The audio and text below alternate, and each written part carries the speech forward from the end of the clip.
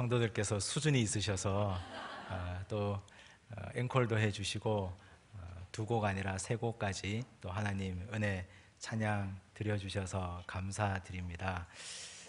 우리 영락교회는 교구가 총 18개 교구로 되어 있습니다.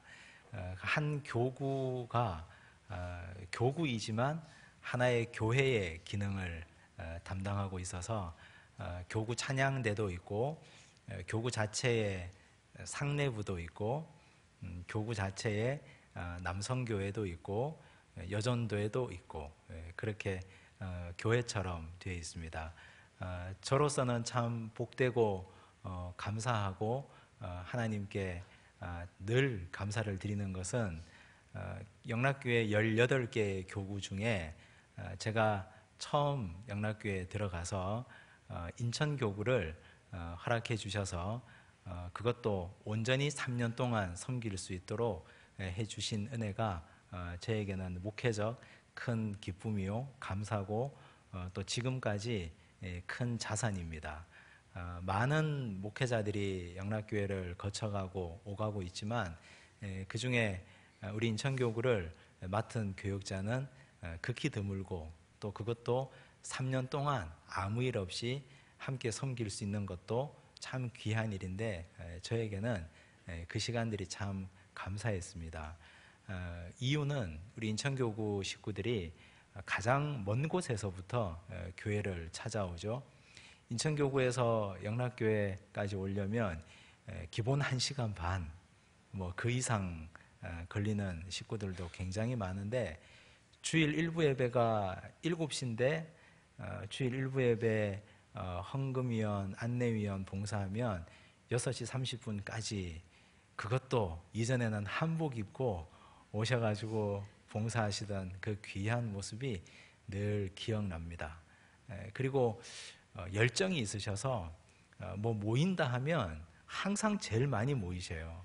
그래서 18명 교구 목사들 중에 항상 제가 어깨 펴고 목에 힘주고 그럴 수 있도록 해주신 것도 너무 고맙고 늘 복음에 있어서는 가장 먼저 달려가는 교구 식구들이었습니다. 지금도 그렇게 섬기고 계시고 그 열정으로 먼 곳이라면 아주 신물이 날 텐데 이 먼 곳까지 오늘도 새벽 7시 30분에 모이셔서 버스 타고 오셔서 여기까지 달려오셨습니다. 그 귀한 사랑, 은혜 제가 늘 가슴에 새기고 이곳에서 목회 열심히 잘 감당하고 있습니다. 우리 양산중앙교회도 이 역사의 뿌리를 올라가 보면 1957년 2월 17일에 부산 영락교회 남선교회가 우리 양산중앙교회를 개척함으로 교회가 시작됐습니다. 60년 전에 부산 영락교회는 한경직 목사님이 피난 시절에 부산에서 세운 교회입니다. 그래서 결국 우리 양산중앙교회도 영락교회의 한 뿌리 교회라 할 수 있습니다. 저는 하나님의 귀한 섭리 또 하나님의 그 귀한 역사하심에 이렇게 한 뿌리로 함께 한 솥밥을 먹었던 제가 이 자리에 와서 말씀 전하고 목회할 수 있다 하는 것도 너무너무 감사해하고 늘 고마워하고 있습니다. 그래서 오늘 우리 영락교회 인천교구 식구들이나 양산중앙교회 식구들이나 모두가 다 한 형제요 한 뿌리 교인임에 틀림없습니다. 오늘 이 귀한 자리가 복된 자리, 은혜의 자리 되시기를 간절히 바랍니다. 이 프랑스의 유명한 소설가인 생텍쥐베리가 쓴 어린 왕자라는 책이 있죠. 그 책에 보면 한 어린아이가 나는 화가가 되는 걸 포기하겠다 그렇게 어린 왕자에게 말합니다. 넌 왜 포기하려고 그러니? 하니까 자기가 그린 그림을 보여줍니다. 너는 이 그림이 무슨 그림이라고 생각하니? 하고 그림을 보여주죠. 이 그림입니다. 어린 왕자를 보신 분들은 다 아시겠지만 무슨 그림 같습니까? 사람들은 모두가 다 그 어린아이에게 이건 모자라고 대답했습니다. 그런데 자세히 보면 여러분들 보는 쪽에서 이 그림 다시 보여주시죠. 아하, 고전의 그림, 고전의 걸 모자라고 되어 있는 그림을 자세히 보시면 거기에 뱀의 머리, 눈알이 잘 보입니다. 아래쪽에 보시면 이 뱀이 보아뱀인데 코끼리를 삼킨 보아뱀을 어린아이가 그린 거죠. 그래서 속을 투명하게 들여다보면 코끼리가 안에 있습니다. 뱀이 코끼리를 삼킨 겁니다. 자기는 이 보아뱀을 그렸고 코끼리를 삼킨 보아뱀을 그렸는데 아무도 이 그림을 코끼리를 삼킨 보아뱀이라고 알아주지 않으니 나는 화가가 될 재능이 없는가 보다. 그래서 나는 그림을 포기하겠다. 근데 어린 왕자가 이 그림을 보고 야, 이건 코끼리를 삼킨 보아뱀이잖아, 이렇게 말해 주었습니다. 그러자 그 아이가 친구라고 바로 불러줍니다. 우리는 사실 이 그림을 보고 그 속까지 들여다볼 재간이 없습니다. 거의 모든 사람들은 야, 그림 좀 똑바로 그리지, 이게 모자지, 이게 어떻게 코끼리를 삼킨 뱀이란 말이냐, 이렇게 핀잔 줍니다. 하지만 핀잔을 듣는 사람 입장에서는 그래도 좀 더 주의 깊게 살펴봐 주지, 그래도 좀 더 내 입장에서 내가 그리고 싶은 걸 눈여겨봐 주지, 그러면 나도 이해받을 텐데, 그렇게 아쉬움을 표현합니다. 이른바 소통의 문제입니다. 이 소통이 아주 중요하기 때문에 문재인 대통령이 청와대 홍보수석을 이름을 바꾸었습니다. 국민소통수석이라고 이름을 바꾸어 임명했습니다. 같은 일을 하는데 이름을 바꾸어서 국민소통수석이라고 바꾸어 불렀습니다. 그만큼 요즘 이 시대는 소통이 중요하다는 말이죠. 이 소통이라는 단어를 가지고 지나간 신문 기사를 검색을 해봤습니다. 1970년대, 80년대 신문 기사를 보니까 소통이라는 단어는 도로를 놨는 곳에만, 도로를 새로 뚫는 데서만 쓰였습니다. 어느 지방과 어느 지방이 새로운 몇 번 도로가 생겨서 소통이 원활하게 되었다. 신문 기사가 그렇게 쓰였습니다. 의사소통이라는 개념으로 본격적으로 쓰이기 시작한 것이 1996년이 넘어가서야 일간신문에 의사소통이라는 개념으로 쓰여지기 시작했습니다. 그런데 오늘 우리 2017년을 살아가고 있는데 요즘은 소통 이러면 누가 도로교통을 생각합니까? 소통하면 꽉 막힌 사람은 불통이요, 서로 대화하고 열린 사람을 소통이라고 말하죠. 그래서 요즘은 소통이 굉장히 중요합니다. 교회만큼 또 소통이 중요한 데가 있을까요? 사실 교회는 어느 특정한 집단 그룹이 모인 곳이 아닙니다.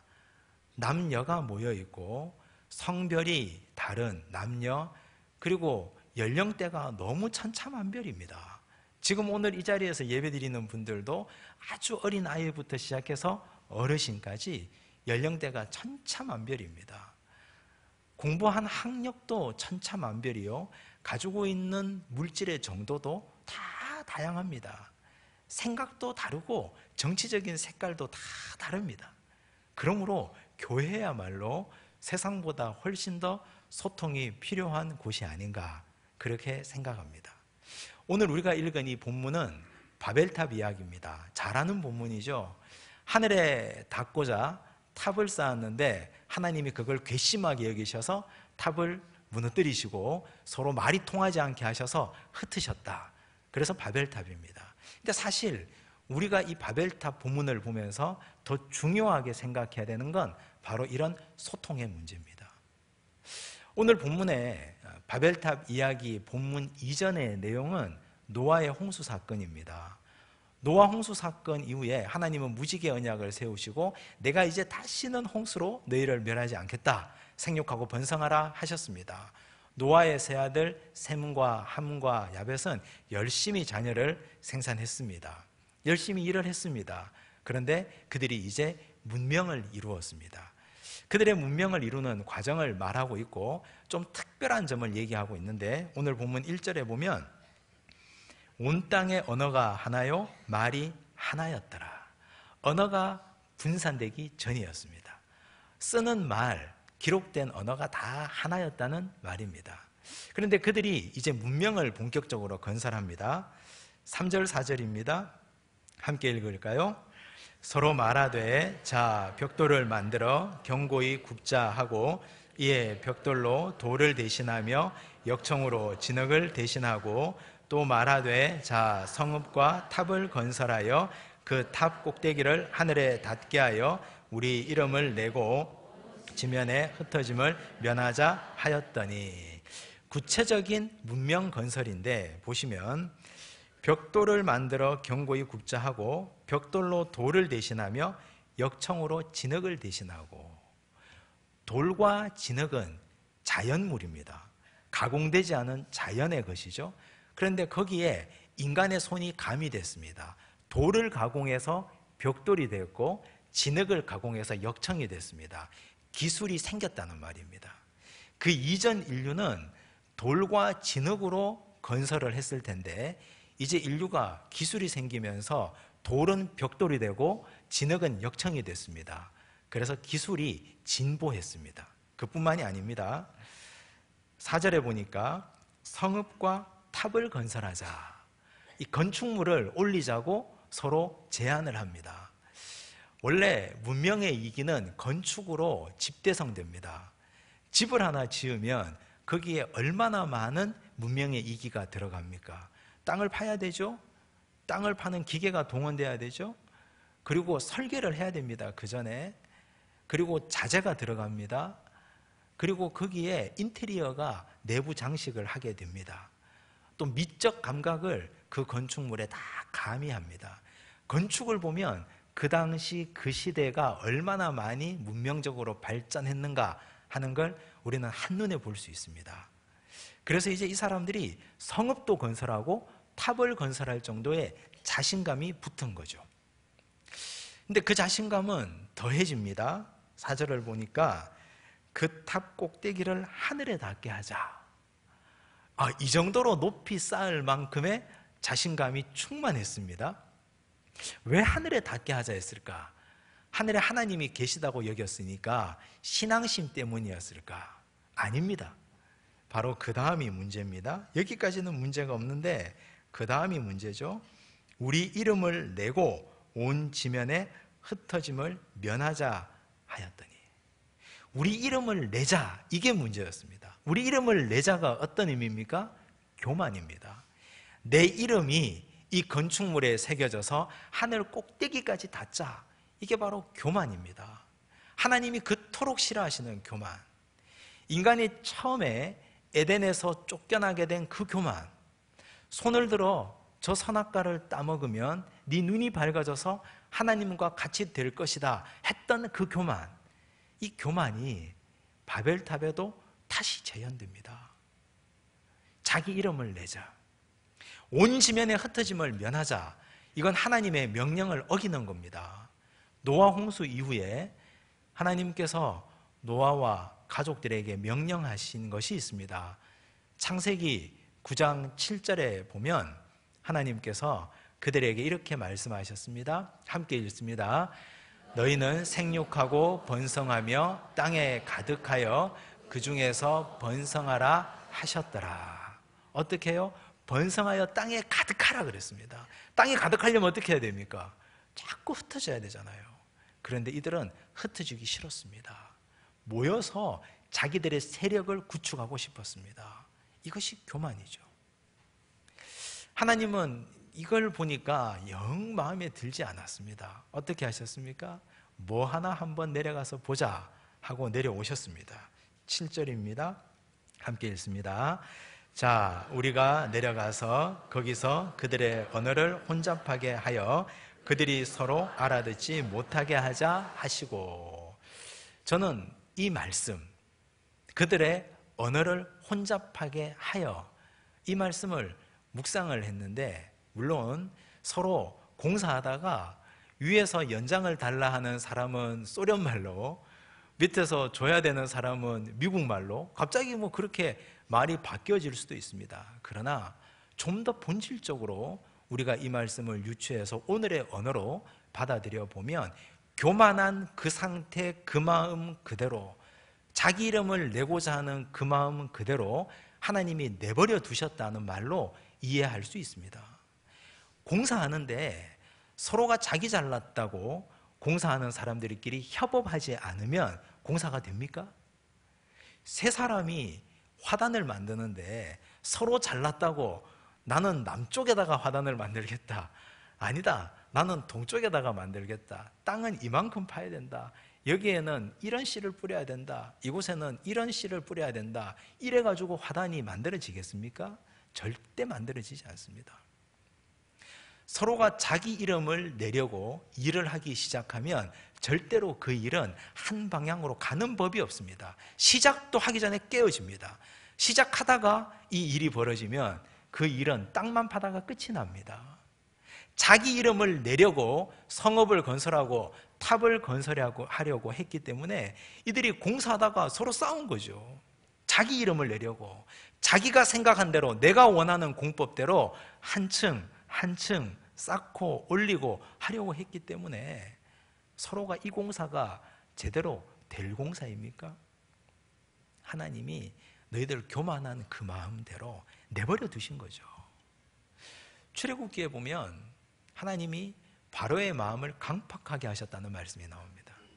하나님이 바로의 마음속에 일부러 들어가서 마음을 막 흔들어서 이걸 악하게 강팍하게 하셨다는 말이 아니라, 인간은 내버려 두면 강팍해집니다. 원래가 날 때부터 우리는 원죄를 가지고 태어난 인간들이기 때문에 가만히 두면 악하게 될 수밖에 없습니다. 선한 의지를 가지고 하나님의 말씀대로 살려고 발부둥치고 애쓰고 자기 교만을 죽이려고 노력하고 또 노력해야, 그래야 겨우겨우 사람 구실을 하고 하나님 백성으로 살만하게 인간 구실을 하는 것이 인간인데, 가만히 내버려 두면 일이 되지 않습니다. 하나님이 교만한 상태대로 바로를 내버려 두신 것처럼 오늘 이 사람들, 자기 이름을 내려고 하는 사람들을 하나님이 가만히 내버려 두니까 언어가 혼잡하게 돼버리는 거죠. 이런 예들은 우리도 우리 주변에 얼마든지 찾아볼 수 있습니다. 우리나라가 정권이 바뀔 때마다 교육이 얼마나 많이 내용이 바뀌었습니까? 최근에도 새로운 정부가 지금 중학교 3학년 학생들에게 그들이 고3이 돼서 수능을 칠 때 수능 개편안을 내놓았습니다. 저희 아들이 중학교 2학년이니까 제가 열심히 공부를 했습니다. 이거 보니까 화가 나요. 화가 나요. 자기 이름을 내려고 하니까, 그 정권에서 자기 이름을 내려고 자꾸만 교육 정책에 손을 대니까, 그러니까 100년 대계 교육이 오늘 이 모양이 되고 말하지 않습니까? 높은 분들은 전부 다 조기 유학 보내시고 다 다른 나라에서 공부하는데, 지금 여기에서 이 백성으로 이 땅에서 중학교, 고등학교를 다녀야 되는 아이들은 그런 자기 이름을 내려고 하는데 희생물이 되고 있습니다. 경제정책은 어떻습니까? 서민 물가, 장바구니 물가 맨날 이야기하는데 자기 이름을 내려고 하니까 대화가 되지 않습니까? 자기 이름을 내려고 하니까 서민들과 소통이 되지 않습니다. 정부와 국민들 간에 말이 통하지 않습니다. 국방은 또 어떻습니까? 서로가 대통령이 되는 사람마다, 그 자리에 있는 사람마다 자기 이름을 내려고 하면 서로 소통이 아니라 불통으로만 갈 뿐입니다. 이것이 언어의 혼잡이 아니고 무엇입니까? 이것이 언어의 혼잡이고, 이렇게 되면 서로가 하나의 공동체로 탑을 쌓는 것, 성을 만드는 것, 물 건너가는 거죠. 교회는 어떻습니까? 오늘 우리가 살아가는 교회 공동체, 자기 이름을 내려고 할수록, 목회자가 자기 이름을 내려 할수록, 중직들이 자기 이름 내려 할수록 교회는 소통이 되지 않는 교회가 됩니다. 들으려고 하는 교회가 되어야 하지, 자기 이름 내려고 하고 자기 업적 세우려고 하는 교회 될수록 그 교회는 하나님 기뻐하시는 교회 될 수 없습니다. 하나님의 이름이 나타나야 되고 주님 영광 나타나야 하고 주의 십자가가 드러나야 하는 그런 교회가 참된 교회, 하나님 영광 받으시는 교회입니다. 바벨탑 사건, 창세기 11장의 이 바벨탑 사건은 오늘 우리 시대 불통의 원인을 설명해 주고 있습니다. 그렇다면 해법이 없느냐? 인류는 이런 불통의 상태로 약 5,000년 이상을 지나왔습니다. 바벨탑 이 상태부터 시작해서 오순절 마가의 다락방에서 성령이 임하시는 그때까지 인류는 불통의 세월들을 약 5,000년 이상이나 지나와야만 했습니다. 오순절 마가 다락방의 성령 강림 사건이 어떤 사건입니까? 사도행전 2장 7절과 8절을 한번 보시면 함께 읽을까요? 다 놀라 신기하게 여겨 이르되 보라, 이 말하는 사람들이 다 갈릴리 사람이 아니냐? 우리가 우리 각 사람이 난 곳 방언으로 듣게 되는 것이 어찌 됨이냐? 마가의 다락방에 사람들이 모였습니다. 오순절에 수많은 사람들이 디아스포라 유대인들이 다 세계 방방곡곡에서 모였습니다. 그런데 예수님의 11제자, 가룟 유다가 죽었으니까 예수님의 제자들이 모여서 설교를 합니다. 그런데 각 나라에서 온 사람들이 자기 나라 말로 다 알아듣는 거예요. 바벨탑에서 혼란된 언어가 오순절 성령 강림 사건으로 하나가 된 사건이 5,000년이 지나서 일어났습니다. 성령이 임하니까, 성령이 임하게 되니 혼잡했던 언어가, 자기 이름을 내기 위해서 흩어졌던 언어가 이제 하나가 되어서 서로 들리기 시작하는 겁니다. 우리는 오순절 성령 강림 사건을 방언을 받은 사건이라고 생각하시는데, 방언이 기능적 방언이 있고 정말 말씀하시는 은사적 방언이 있습니다. 은사적 방언이 어떤 겁니까? 겸손입니다. 겸손해야 들리는 거죠. 8절 말씀을, 사도행전 2장 8절 말씀을 다시 한번 보시면 우리 각 사람이 난 곳 방언으로 듣게 되는 것이 어찌 됨이냐? 방언은 말하는 것이 우선이 아니라 듣는 것이 우선입니다. 어떤 사람이 잘 듣는 사람입니까? 겸손한 사람이 잘 듣는 사람입니다. 마음을 열고 귀를 여는 사람은 겸손한 사람입니다. 내가 기능적으로 방언을 한다, 이건 기능적 방언일 뿐, 내가 겸손하고 낮아져서 어린아이가 모자 안에 모자가 아니라 보아뱀이 코끼리를 잡아먹은 것을 어린아이의 언어로 들을 수 있는 겸손함, 작은 신음에도 귀를 기울일 수 있는 성도들의 겸손함, 이 겸손함이 참된 방언하는 사람들입니다. 성령이 임할 때 우리는 겸손하게 되고, 성령이 임할 때 겸손한 자 모두가 방언하게 됩니다. 그러면 불통이 소통이 되는 것입니다. 성령은 이토록 우리에게 서로 하나 되게 하는 영으로 임하셨고, 성령은 이처럼 우리를 겸손하게 만드셨고, 성령은 흩어졌던 언어, 서로 자기 이름을 내기 위해서 자기 주장만 했던 사람들을 이제는 하나 되게 하는 언어를 우리에게 허락하셨습니다. 오늘 이 순간 우리가 다 서로 소통하는 사람들 되기 위해서 성령으로 모두가 겸손한 말하는 사람, 듣는 사람들 되시기를 간절히 바랍니다. 저는 목회자로서 가장 행복한 것이 말을 하고 들어주고, 성도들이 말씀하고 제가 듣고, 제가 말씀하는데 들어주시고, 서로 간에 말과 말이 통하고 말이 실천이 되고 행동이 될 때 저는 가장 행복함을 느낍니다. 저는 우리 교회에서 지난 1년 6개월여 정도를 지나오면서 많은 행복한 일들을 경험했습니다. 우리 장로님들 당회실이 2층에 좋은 자리에 계셨는데 교육부서가 지하에 있는 것이 조금 불편해서 자리를 좀 옮겼으면 좋겠습니다 말씀드렸더니 흔쾌히 지하로 자리를 옮겨주셨습니다. 말과 말이 통하는 겸손, 성령 받은 사람들이 할 수 있는 일입니다. 우리 성도들이 모두가 다 교회에서 클린 사역으로 청소했으면 좋겠습니다 했더니 모든 성도들이 함께 참여해서 교회를 깨끗하게 하는 일에, 청소하는 일에 동참해 주시고, 지금 이 본당도 우리 장로님들이 토요일만 되면 열심히 청소해 주십니다. 지난 혹서기 때 2주 동안 우리 성도들이 휴가 가시고 어디 가시고 식당을 섬길 분이 없다 하니까 우리 장로님들이 그럼 식당 봉사 우리가 하겠습니다 해서 2주간 식당 봉사 섬겨주셨습니다. 이것이 서로 말이 통하고 서로 소통하고 대화가 되는 증거입니다. 교회 공동체는 다른 것이 성령의 임재가 경험되는 공동체가 아니라 이렇게 서로의 말이 서로 오고 가고 들어주고 들려지고, 서로가 자기 이름을 내는 것이 아니라 내 행위를 통해서, 내 말을 통해서 그리스도의 이름이 전파되고 드러나는 것이 하나님의 교회입니다.